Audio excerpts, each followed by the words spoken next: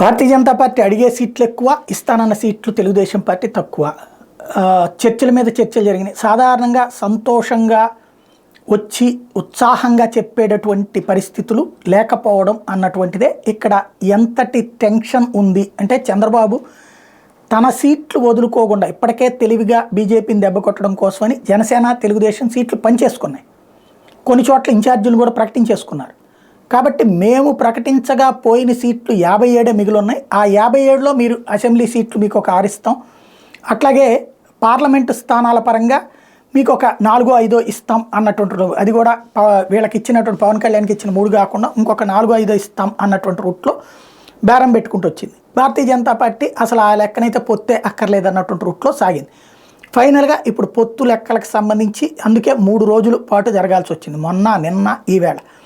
ఎంత జరిగినా నిన్న మాట్లాడలేకపోయారు, ఇవాళ కూడా బయటకు వచ్చి మీడియాతో మాట్లాడలేకపోయారంటే అమిత్ షా గట్టి పట్టే పడుతున్నారు. అలాగే వీళ్ళ దగ్గర ఇంకోటి అభ్యర్థుల లెక్కలతో సహా చంద్రబాబు అడుగుతుంటే వాళ్ళు కూడా గెలిపించి తీసుకొచ్చే బాధ్యత మీదేనని చెప్తున్నారు.